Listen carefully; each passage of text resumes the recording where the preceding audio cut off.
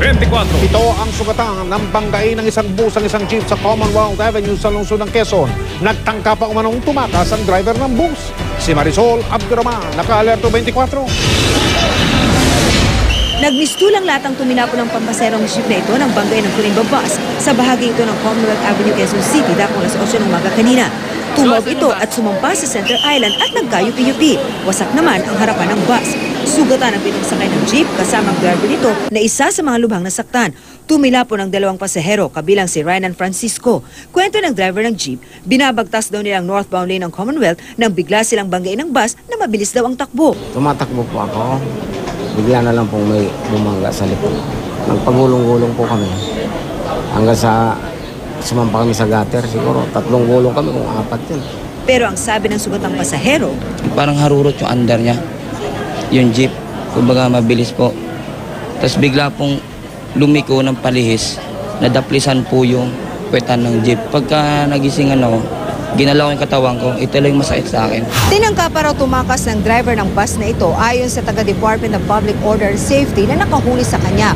Umalis raw agad ito sa crime scene kahit hindi pa dumarating ang traffic investigator at sa flyover pa raw ito dumaan na bawal naman sa mga bus. Umiiwas po siya, bali dumaan po ng flyover. Yung pagbaba po ng flyover, saka po namin siya hinabol ng 3 pa namin kasama. May 1 kilometro na raw ang bus mula sa pinangyarihan ng aksidente ng kanilang mahuli. Pero giit ang bus driver na si June Betmaron, hindi siya tumakas.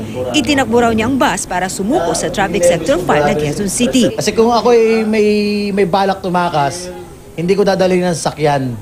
On the spot, on that area, pwede akong mag-disappear na lang. Wala akong kasalanan sa pangyayaring aksidente. Kasi I was in the right lane.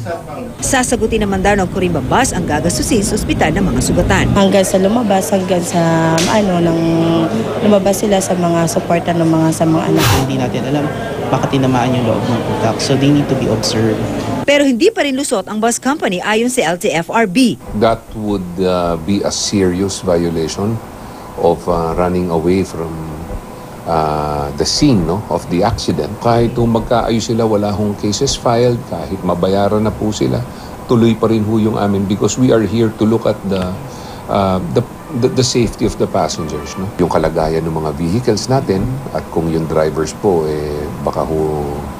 baka lasing or nakakuha ho ng drugs. Posibleng maharap sa kasong reckless imprudence resulting in damage to property at multiple physical injury ang driver ng bus. Marisol Abduraman, Nakatuto, 24 Oras.